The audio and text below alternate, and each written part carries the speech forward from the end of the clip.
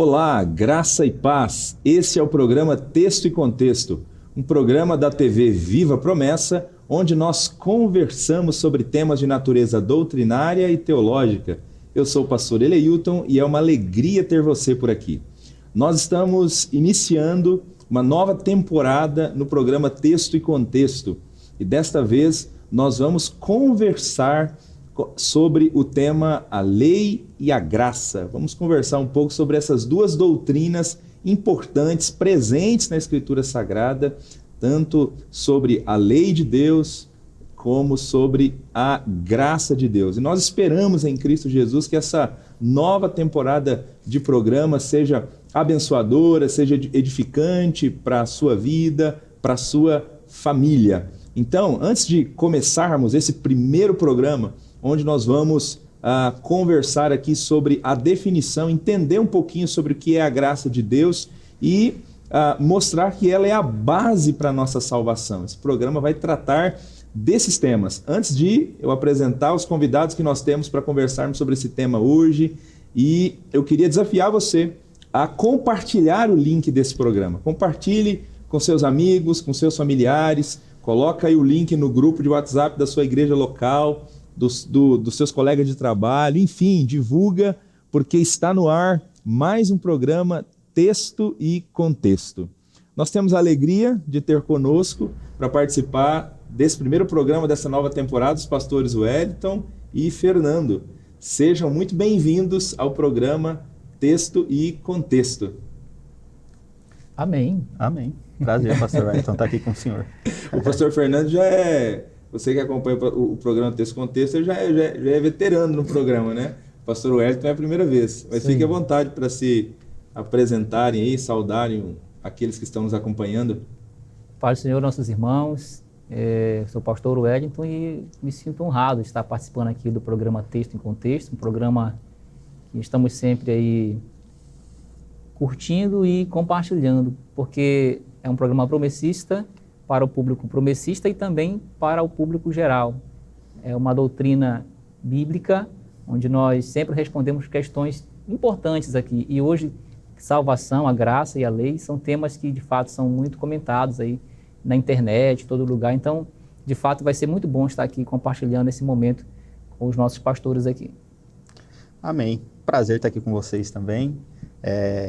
Não diria que sou veterano, tá? Mas me sinto feliz de estar aqui novamente, podendo partilhar dessa doutrina tão importante, desses assuntos tão importantes para a vida do cristão, né? De forma geral. Para o povo promessista, como o pastor Wellington já disse também, é muito importante para nós. E fico feliz de estar aqui, ter sido convidado. Obrigado pela oportunidade. Amém. O pastor Wellington congrega na promessa Cosmópolis. Isso. O pastor Fernando congrega numa promessa Aeroporto. Importante, né? Promessa Aeroporto. É pastor lá da igreja da Promessa Aeroporto, onde a gente também serve a Cristo, né? Servimos juntos.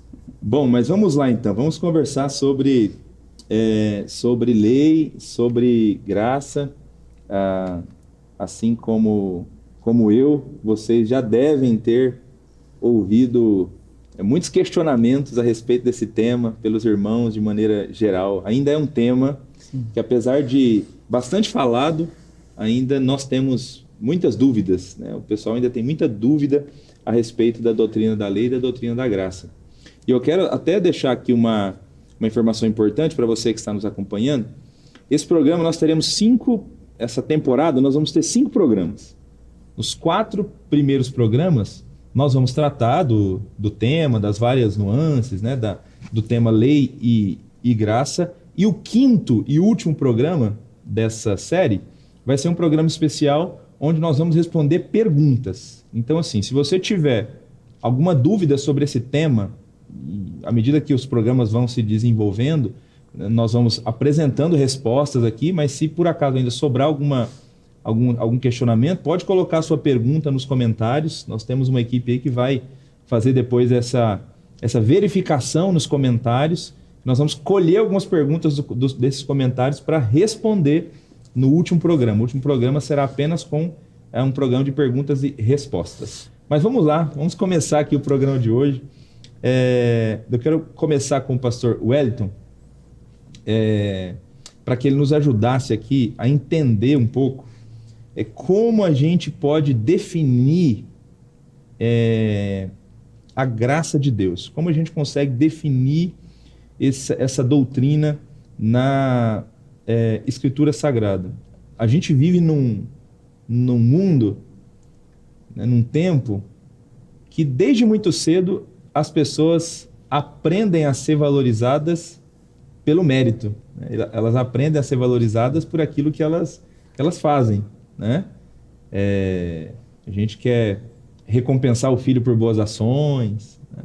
As empresas querem contratar os melhores profissionais. Então, o tempo todo as pessoas elas são desafiadas a fazer algo por merecer para ser recompensado. E aí, nesse sentido, a gente tem na Bíblia a doutrina da graça que pode até chocar algum. Queria que o pastor chocar alguns, né? Queria que o pastor Wellington comentasse um pouquinho para a gente sobre essas questões e ajudasse nessa definição.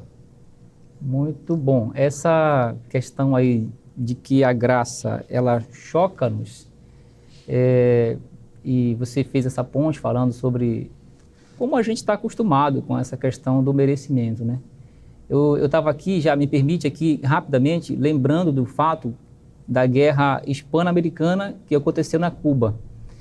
Quando o coronel Roosevelt, americano, muito bem patenteado, ele vai até o escritório da Cruz Vermelha, ele vai com a intenção de comprar suprimentos para levar para os seus soldados que estavam lá feridos. Estava assim, muito agitado, desesperado, queria adquirir esses suprimentos. Ele chegou lá querendo comprar. A moça responsável pelo escritório da Cruz Vermelha se recusou a vender. Não vende. E ele ficou zangado, ficou assim, fora de si, e foi se acalmando e perguntou como fazia então para conseguir esses suprimentos. E a moça respondeu para ele delicadamente: você só tem que pedir. Porque aqui é a Cruz Vermelha, não se vende, aqui se dá, se doa, né? E ele ficou surpreso, né? E pegou os suprimentos e levou para os seus soldados. Então, da mesma forma, choca, a doutrina da graça é isso. Assim como um coronel Roosevelt, lá dos Estados Unidos, levou os suprimentos não por dinheiro, mesmo que ele tivesse muito para pagar, para comprar, mas levou de graça ou por graça, da mesma forma a doutrina da graça pode chocar algumas pessoas, porque assim, nós não fizemos absolutamente nada por merecer. E aí a gente entra aqui na definição de graça. Graça normalmente se define como favor imerecido. É a definição mais comum que a gente sempre ouve por aí. A graça é algo que nós recebemos de fato, do qual nós nem sequer merecíamos. Se você olhar aqui na Bíblia, tem várias passagens, Gênesis 32:5, 1 Samuel 16:22, Êxodo 12:36. Você vai encontrar aqui algumas palavras no texto hebraico, definindo trazendo essa definição de graça. São duas palavrinhas aqui, uma é Hem e outra é Hesed. A primeira, Hem, ela ocorre cerca de 200 vezes aqui no Antigo Testamento.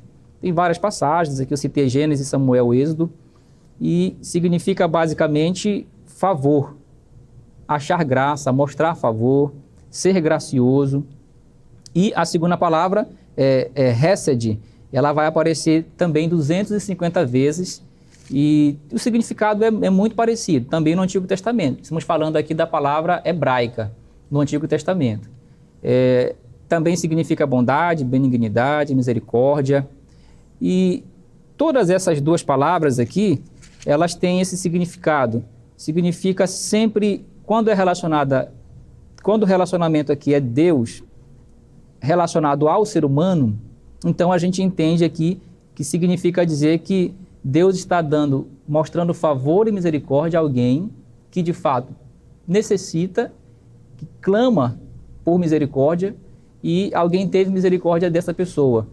E aqui é algo que não depende do mérito da pessoa, depende do mérito de Deus, porque é favor imerecido. É favor imerecido. E a pessoa precisa, a pessoa depende, precisa. Tanto é que a palavra Hem, aqui no hebraico, ela é formada por duas letras, né? O Het e o Nun. Esse pessoal que mexe com o hebraico, eles sempre falam aqui que cada letra da palavra hebraica tem um significado. A palavra Hem, que é graça no hebraico, Het significa cercado e Nun significa vida. Literalmente dizendo assim, a graça é aquilo que nos dá vida, que nos garante proteção, que garante que a nossa vida ela vai prosseguir. Então, o ser humano, a Bíblia está mostrando para a gente que o ser humano, ele precisa definitivamente da graça, ele depende da graça. A vida do ser humano depende da graça, dependia da graça. E Deus, ele é esse que mostra esse favor imerecido para o ser humano. Em todas as escrituras nós vamos ver que o favor é realizado em benefício de alguém. Quando se trata de Deus, o ser humano recebe esse favor sem ter participação alguma, apenas ele recebe gratuitamente essa oferta que nós entendemos como uma oferta da graça, que mais se traduz aí na questão da oferta da salvação. Salvar o ser humano de uma condição em que ele está miseravelmente perdido, a vida dele ou a morte dele depende ali de um favor, e a graça vem para cercar, proteger, garantir a vida desse ser humano. Ok. Bom, então, graça está vinculada com esse favor imerecido. É isso. Que a gente recebe da parte de Deus. Eu queria que o pastor Fernando ajudasse a gente nessa construção aqui, porque é muito comum ao falar sobre esse tema, às vezes o pessoal tem a impressão de que esse favor de que o pastor Wellington falou é algo restrito ao Novo Testamento. E, aliás, o Novo Testamento fala muito da graça de Deus mesmo, né? Fala. Ele apresenta muito a graça de Deus. Mas o Antigo Testamento já falava sobre a graça de Deus ou fala sobre a graça de Deus? A gente tem um Deus gracioso também no Antigo Testamento, ou isso é mais coisa da Nova Aliança? Então, pastor, essa concepção que existe, né, as pessoas acharem que está no Novo Testamento, ela é um tanto equivocada, né?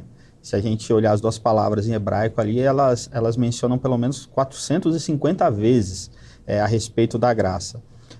Então, é um tema que está presente no Antigo Testamento. E é comum a gente poder enxergar. Então, a gente precisa fazer um estudo cuidadoso para que a gente possa chegar a essa compreensão da graça no Antigo Testamento. Mas aí a gente começa ali, por exemplo, com Noé, né? Se a gente olhar Gênesis 6, versículo 8, vai falar que mas Noé achou favor aos olhos do Senhor.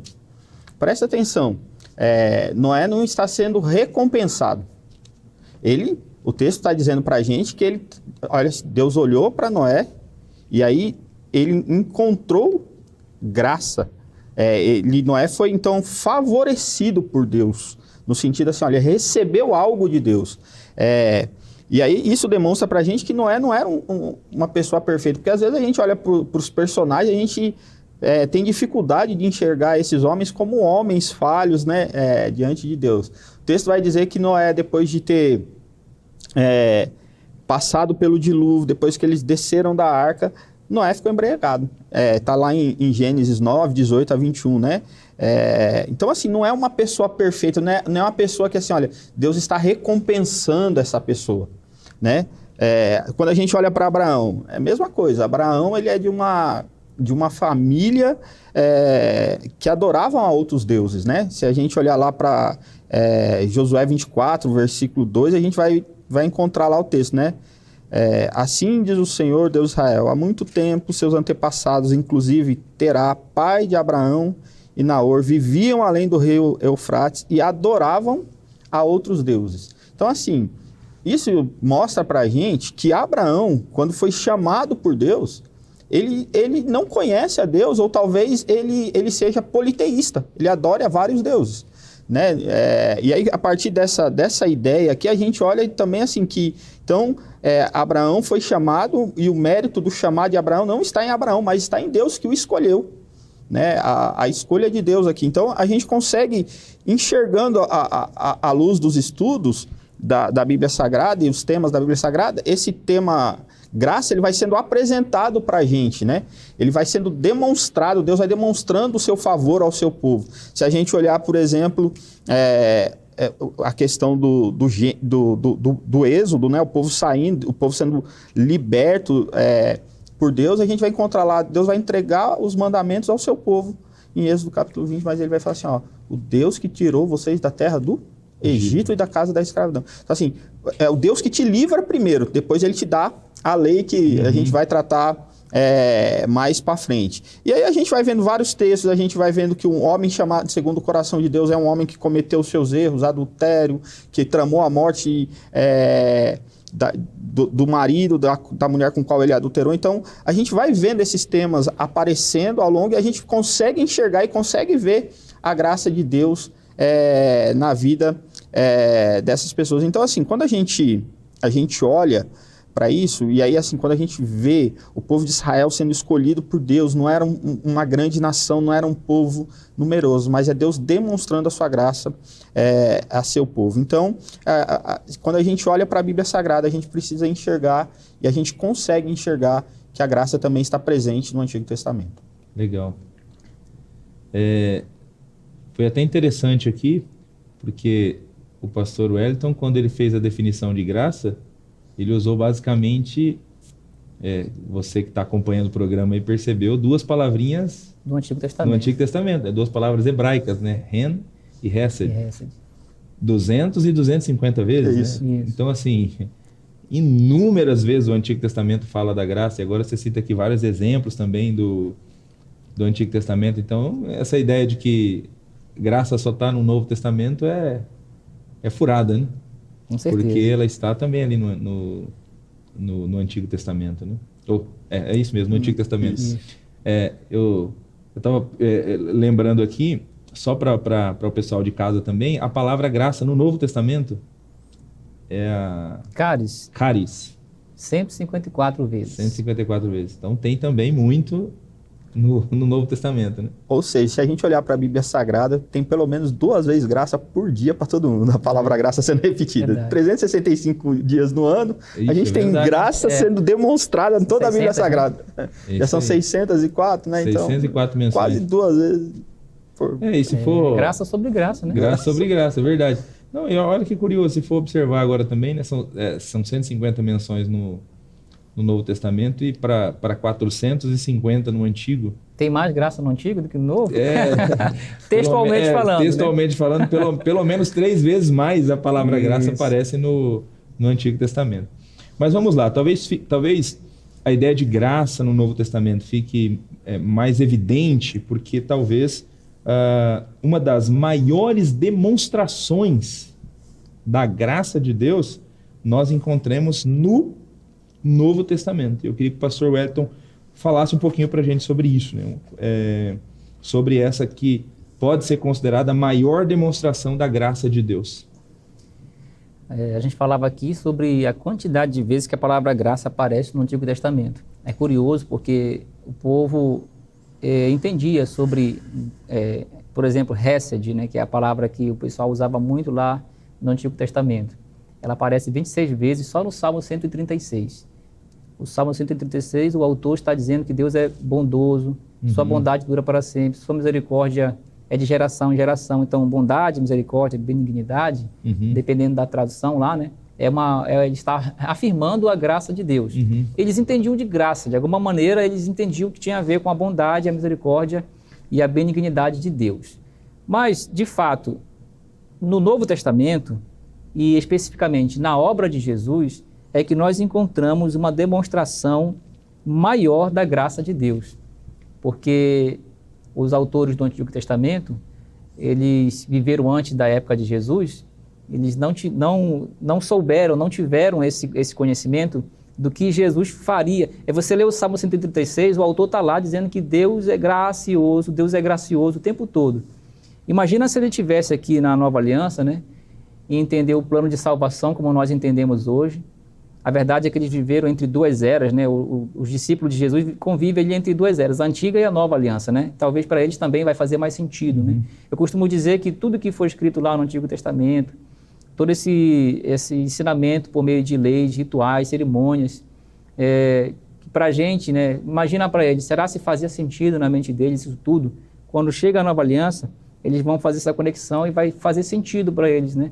Porque que o sacrifício do Cordeiro no passado apontava para o sacrifício de Jesus. Quando chega alguém fazendo isso, algo que eles tinham que fazer todo dia, sacrificar um animal para aplacar a ira de Deus, para garantir que eles pudessem se aproximar de Deus e conviver ali e não serem fulminados pela ira de Deus.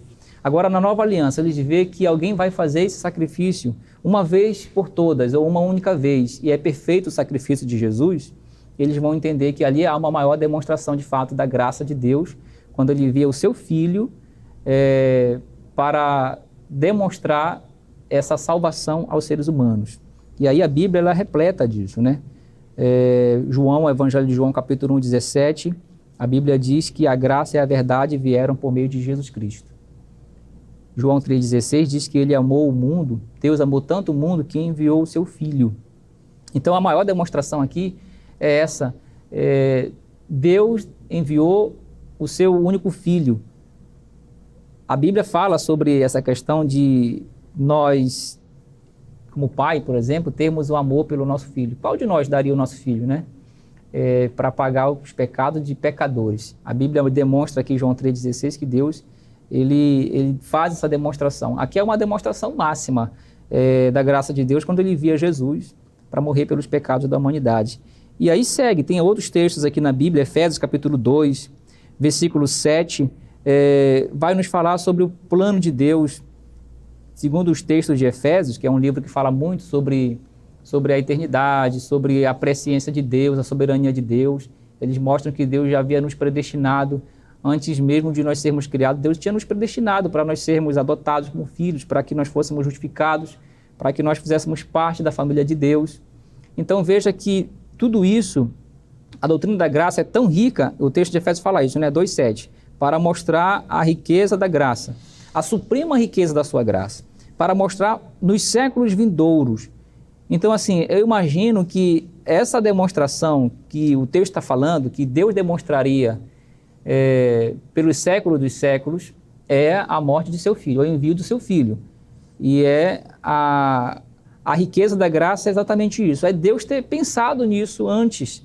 Por isso a gente fica pensando, pastor, será se foi o amor de Deus, será se o amor de Deus por nós aumentou depois que ele enviou o seu filho, paga aquele pecado, a ira de Deus é aplacada, a gente tem um acesso ao perdão, uma conexão com Deus, agora a gente vai servir a Deus, porque antes servíamos ao pecado, antes servíamos, a Bíblia diz que éramos filhos da desobediência, servíamos a outro Senhor e não a Deus.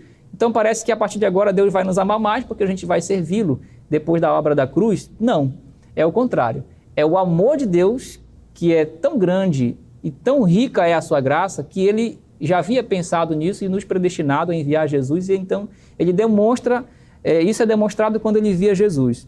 E o texto fala que ele iria exibir isso pelos séculos dos séculos, até na era vindoura. No futuro, quando nós estivermos lá na nova vida, com Deus, nós iremos lembrar que foi essa riqueza da graça que fez tudo isso por nós. É isso aí, que legal. Fantástico. Pegando aquela definição que você apresentou, pastor Wellington, para graça como favor imerecido, como Deus estendendo a mão para aqueles que não tinham condição de se salvar, enfim, Deus agindo favoravelmente a seres humanos, independente dos seus méritos. Então, realmente, quando a gente olha para todo o desenho assim, da história da salvação, o principal evento, né, que demonstra esse favor de Deus, né, esse momento de Deus estendendo a mão para ajudar, é a cruz, né? Não tem nenhum outro tão grande como a cruz, né? Porque por meio da cruz por meio desse favor dele na cruz, ele dá a oportunidade desses seres humanos mortos, que viviam para satisfazer as suas próprias vontades, serem alcançados e poderem mudar de vida. Então, realmente esse é o grande favor de Deus, né? A grande demonstração da graça de Deus ali na cruz, né? Eu até penso, o pastor Wellington comentou há pouco, mas assim, eu fico com a impressão, olhando para o Antigo Testamento, quando Deus estabelece os rituais, Sim, dos animais e tal, dá a impressão, parece que Deus está meio que didaticamente querendo preparar o povo para ir colocando na mente deles assim, que eles precisam de alguma coisa que está fora deles para ter o pecado deles perdoado? Quando eles têm que fazer alguma coisa, ali eram animais, né? Isso. Mas não dá a impressão que parece que Deus está ensinando. Tá meio que treinando o povo, né? Tá meio que sendo didático. Eu sempre lembro daquela passagem que o servo de Deus, o profeta, vai orar para que o machado que caiu dentro do rio possa voltar. Ele joga um pedaço de madeira no lugar para trazer de volta o ferro do machado, né? O povo de Deus é ensinado didaticamente que tem que haver alguém. É graça, mas alguém, de certa maneira, custou algo para alguém. Então, está ensinando para a gente que vai ser de graça, vai ser em nosso benefício, nós, de fato, vamos receber. Mas alguém, de fato, precisou fazer isso. Isso aí. A demonstração da graça é essa, é Jesus fazendo isso por nós. No primeiro momento, animais tendo que morrer, isso, pagar, mas tudo isso apontando para esse grande sacrifício, né, do Cristo que morreria por nós.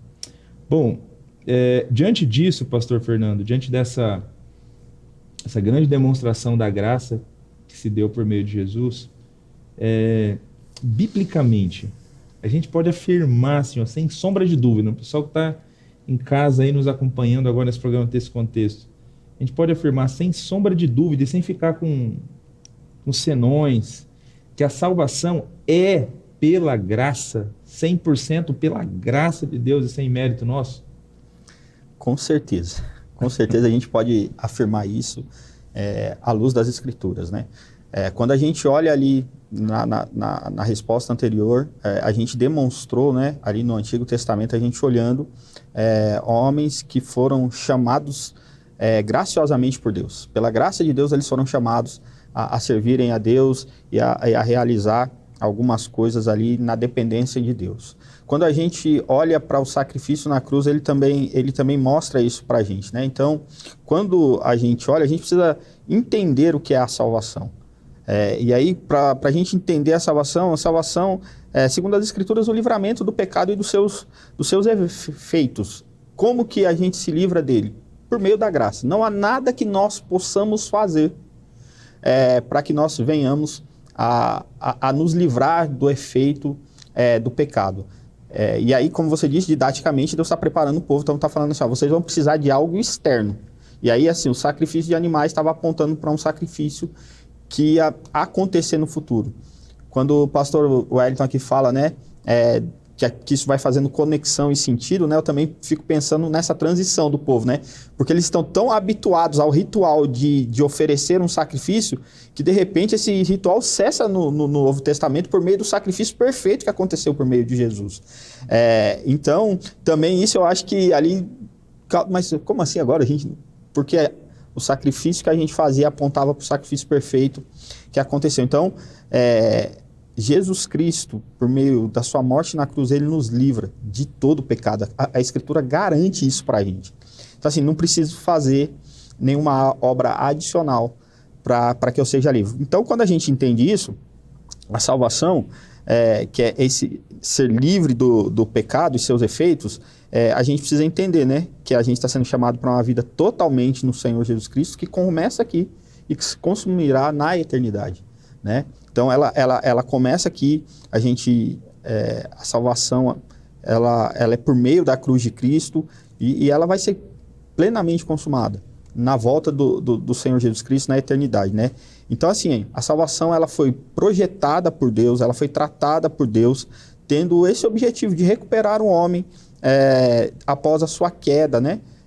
Mas a gente precisa entender que, assim, a graça é algo que a salvação é algo que foi pensado antes do homem pecar, né? Por que é importante isso? Porque assim, então Deus criou o homem, e aí alguma coisa deu errado e ele criou um plano B.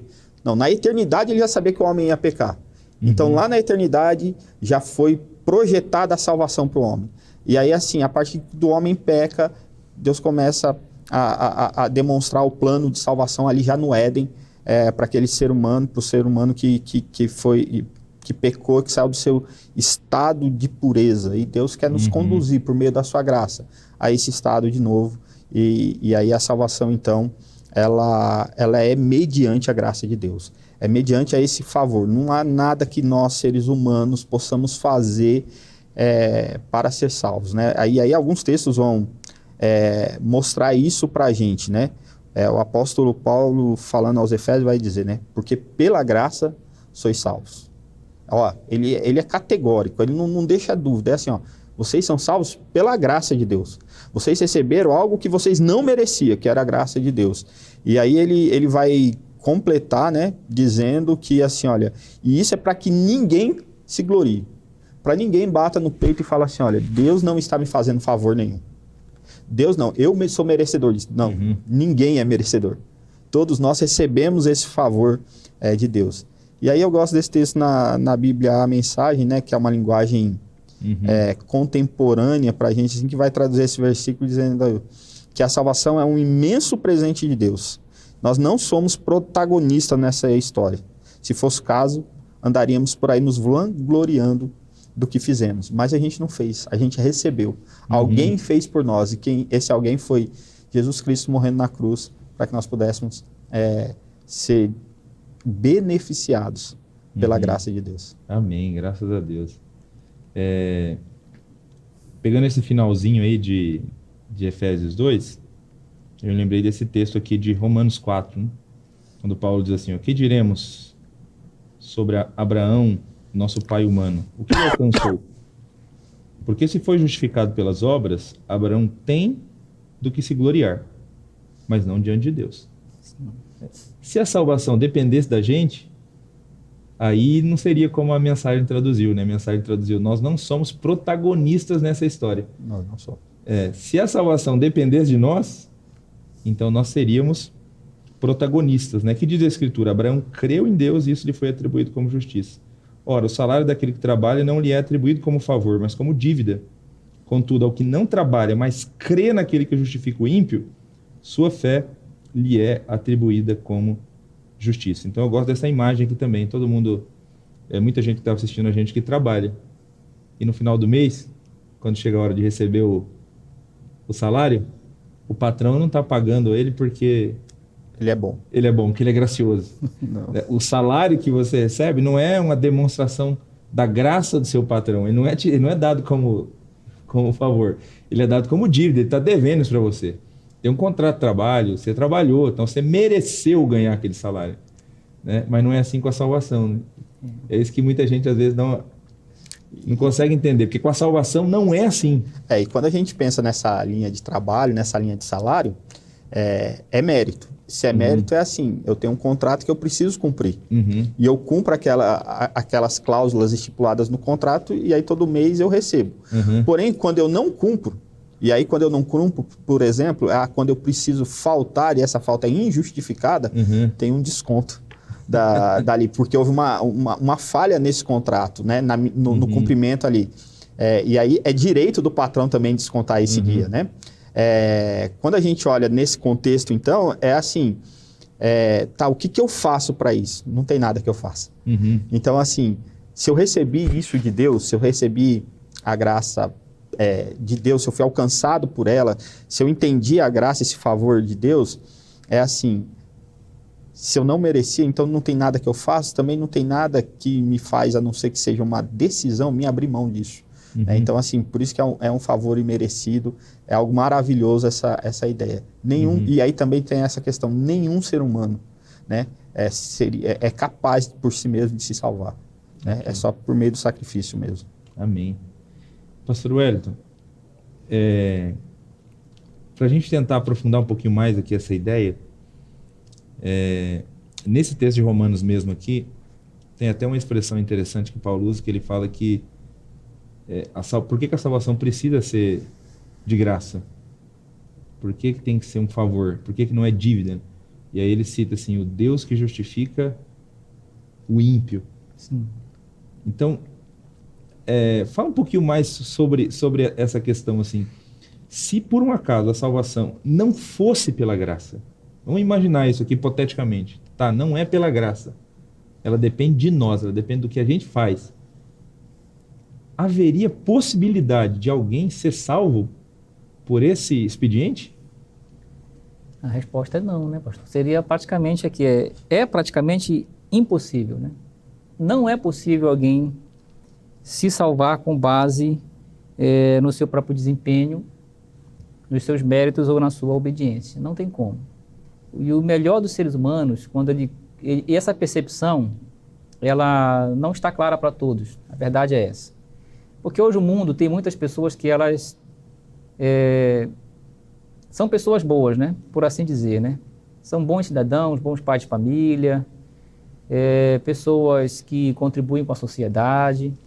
Tem gente tão boa aí no meio do mundo, aí, na sociedade, que às vezes já se comparou até com Jesus, né? Porque a pessoa é tão bondosa, tem uma alma tão bondosa, e ela teve a coragem de se comparar com Jesus. Mas só que o ser humano tem uma percepção muito inadequada com relação à obra que Jesus realiza. Porque a obra de Jesus, de fato, por isso Jesus vai dizer, existe um que é bom, é Deus. Porque Deus fez algo, de fato, que só Ele poderia fazer, que tem a ver com a questão da salvação. O ser humano pode ser bom, o ser humano pode ser inteligente, o ser humano pode, inclusive, criar aí mecanismos e meios que possam possibilitar a facilidade da vida das pessoas, criar vacinas para evitar que as pessoas morram de doenças. E imagina um camarada que criou uma vacina que evitou milhões de mortes. Essa pessoa pode pensar, então, que ela é digna do reino dos céus, porque ela fez esse ato de bondade, né? Então, por mais que o ser humano tivesse algum desempenho, alguma bondade no seu coração, e fizesse alguns atos de justiça, vamos usar essa palavra, relacionado ao nosso pecado, relacionado à nossa ofensa, relacionado ao poder de salvar e consumar essa salvação na eternidade e para sempre, e não perder essa salvação. Paulo vai falar que depois que Jesus realiza essa obra, nada pode nos separar do amor de Deus. Está garantida essa salvação, porque foi tão perfeita o ato de Jesus que nos garante, não vamos perder. Então o ser humano, com a sua justiça, com a sua bondade, sem os méritos de Cristo, sem a graça de Cristo, a pergunta é, se não houvesse a graça, será que o ser humano conseguiria? Não conseguiria, porque a graça de Cristo é tudo na nossa vida. A Bíblia vai dizer que ela superabundou sobre o pecado, né? Ela cobre o pecado, ela preenche tudo que nós precisamos. Eu falava no Antigo Testamento que graça lá em Rem é o que cerca a nossa vida, é o que garante a nossa vida. Sem a graça, nós somos vulneráveis, nós não conseguiremos nada. Então, assim, a Bíblia vai dizer aqui em Romanos 8:8 que as pessoas que não têm Cristo, se não existia a hipotético, né? Se não houvesse a salvação pela graça, se não houvesse a graça para nos salvar, as pessoas elas não teriam ali como agradar a Deus, porque elas não teriam a obra de Cristo realizada, não teriam o Cristo que nos aproxima de Jesus, aquele que faz a mediação. Então essa pessoa não conseguiria agradar a Deus, porque ela seria um ser humano morto em seus delitos e pecados, carnal, na sua carnalidade, porque a graça ela vai resolver o problema do pecado, mas imagina um ser humano sem a graça, ele é carnal, ele continua carnal. O texto de Romanos 8:8 diz que os que estão na carne não podem agradar a Deus. Não teria como a gente agradar a Deus sem que o Espírito fizesse uma obra de regeneração na nossa vida. Isso tudo provém da graça. E aí vai ter o texto aqui, João 15, versículo 5.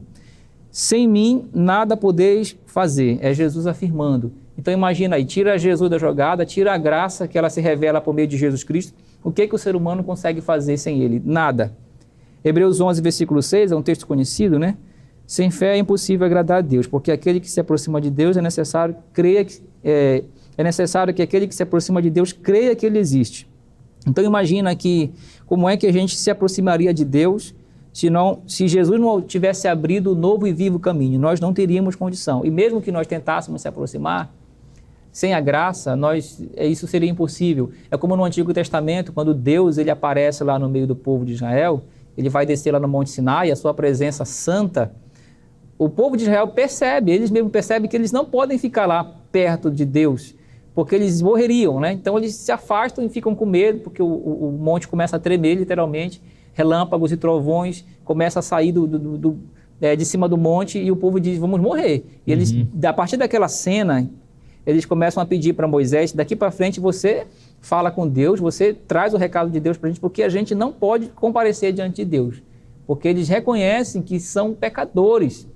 Então, de fato, havia ali, o pecado não tinha sido expiado em Cristo, né? Então, havia, de fato, uma barreira. O profeta vai falar que tinha uma barreira que nos separava. Imagina os atos de justiça daqueles israelitas ali, que os pudesse garantir que eles tinham condição de se achegar a Deus, de serem salvos. O profeta Isaías chega a dizer no capítulo 64, versículo 6, que todos os atos de justiça do seu povo ou da humanidade são como impureza, são como um trapo de imundícia. E o povo de Israel que conviveu lá no acampamento, nesse cenário, né, essa palavra aqui, trapo de imundícia, ela tem a ver com o pano que as mulheres usavam no período menstrual. Imagina numa época de pouca tecnologia, de pouco recurso para a mulher cuidar do seu período menstrual. Inclusive, ela ficava separada, era considerada imunda durante esse período. Imagina que ela usava algum tipo de pano para conter ali o seu fluxo. E o resultado é que esse pano, no final de um período menstrual, era um trapo imundo. Então, o profeta, quando fala isso, os atos de justiça de vocês, relacionado à garantia de se salvar a si mesmo, é como esse trapo imundo aí, não vai servir de nada, não tem valor algum para Deus.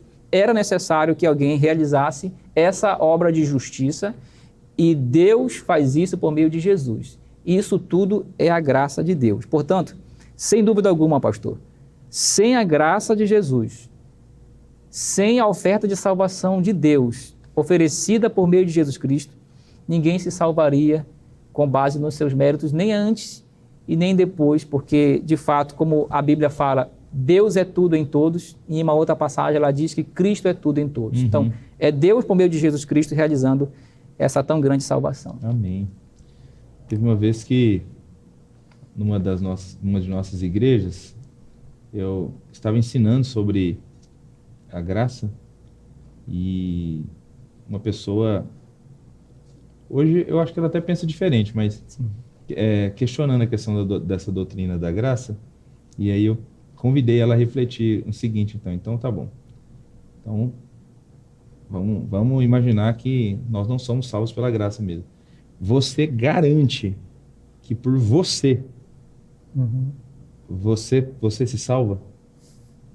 Então, assim, se a gente tivesse essa escolha aqui agora, você teria coragem de fazer essa oração para Deus? Sim. Deus, é o seguinte, eu não quero esse negócio de graça, eu quero ser salvo pelo que eu faço. E eu me garanto. No meu caso, pode ser por mérito mesmo, porque eu me garanto. E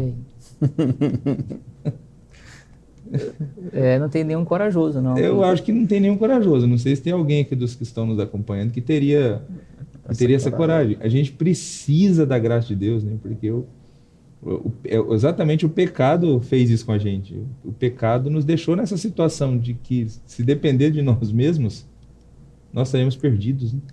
Eu acho que na fala do pastor Wellington, ele fala de atos de bondade, né? Então, uma pessoa que inventa uma vacina, por exemplo, que foi o exemplo que ele citou, ela tem um ato de bondade. Não significa que ela é boa o tempo inteiro, né? Então, por isso que o ser humano não consegue, justamente por causa da presença do pecado, não tem ser humano bom o tempo inteiro. E ainda que tenha algum que se ache melhor, né? Eu acho que tem um desenho muito interessante, né?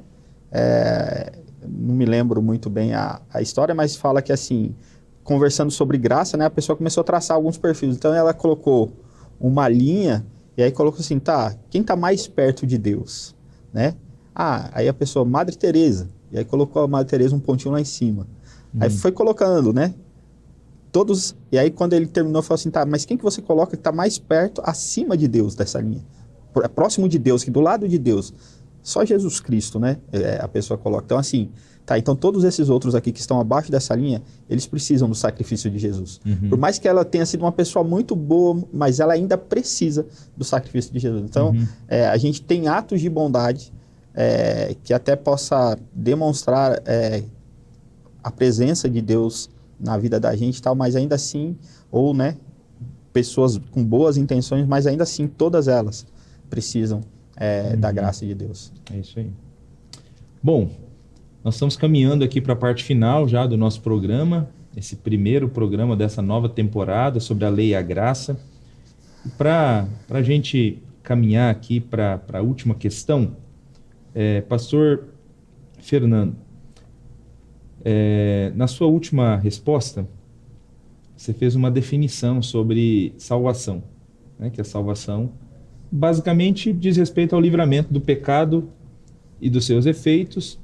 E aí você usou a expressão que começa aqui, mas só vai chegar na sua plenitude com a volta de Jesus. Isso. Só vai se consumar na eternidade.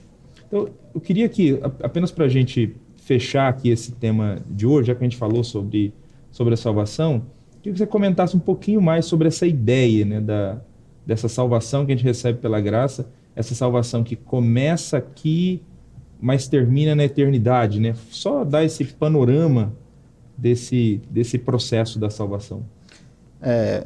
É isso, justamente a gente precisa entender a salvação como um processo.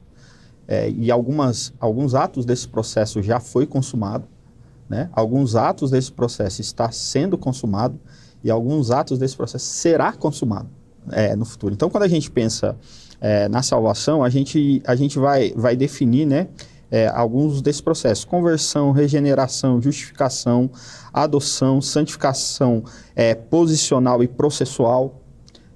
A gente vai também entender ali, a gente estudando, a gente vai ver a perseverança, e aí a gente vai ver também, em último ali, o fato da glorificação. Então, quando a gente olha para a salvação e quando a gente pensa nela dentro desse processo, a gente afirma que a gente foi salvo, a gente está sendo salvo e a gente será salvo. E aí os textos bíblicos, eles apresentam isso para a gente, eles apresentam esses estágios da salvação, né? Então, os primeiros citados, eles aconteceram. A pessoa creu em Jesus, aconteceram. Conversão, regeneração, a santificação posicional, né? Ela recebe isso de imediato ali. Então, são atos consumados, né? Consumados pelo próprio Deus, pelo próprio sacrifício de Cristo ali. Então, quando a gente entende isso, esses estágios da salvação, a gente tem. Se você ler, por exemplo, o texto lá de Atos, capítulo 16, versículo 31, né? Esse texto a gente vai ver Paulo e Silas estão presos, e estão ali naquele momento, e aí eles começam a anunciar para o carcereiro vai perguntar, né? Ali assim: olha, senhores, o que eu preciso para ser salvo? Ele: creia no Senhor Jesus Cristo, será salvo tu e a tua casa. E aí, na sequência do texto, a família do carcereiro é batizada e tudo mais. Quando a gente olha para isso, Paulo está falando desse processo aqui. Olha, você creu, você se tornou uma pessoa salva. Esses processos, regeneração, conversão, santificação posicional, eles acontecem. Tá, isso... então a gente pode falar, somos salvos disso. A presença do pecado ali na vida da gente,